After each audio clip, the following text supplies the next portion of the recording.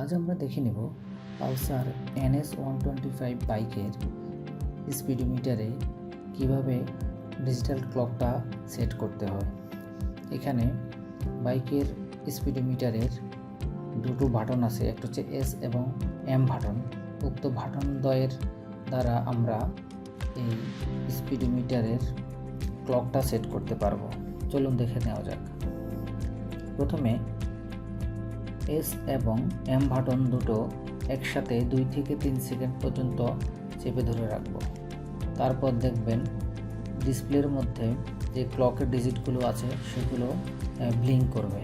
তারপর mode button press করার মাধ্যমে আওয়ারের ডিজিটগুলো আমরা পরিবর্তন করতে পারবো। তারপর আওয়ার ডিজিট, আমাদের কাঙ্ক্ষিত ডিজিট আসার পর আমরা S বাটন প্রেস করব। S বাটন প্রেস করার ফলে মিনিটের ডিজিটগুলো পরিবর্তন হবে। তো আপনারা দেখতেই পাচ্ছেন এখানে S বাটন প্রেস করছি আর ওদিকে মিনিটের ডিজিটগুলো পরিবর্তন হচ্ছে।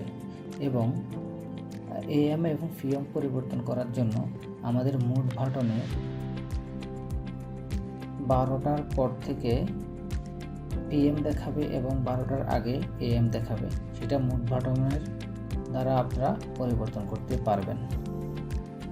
তো বাইকের স্পিডোমিটারের কাঙ্ক্ষিত ক্লকে যখন সেট করব, এরপরে দুটো বাটন আবার হোল্ড করে রাখবো।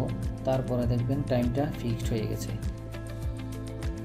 দেখুন আমি ক্লক সেট করার পরে বাইক স্টার্ট অফ করলাম এবং এরপরে অন করলাম, কিন্তু আমার টাইমটা সেট হয়ে আছে এখানে।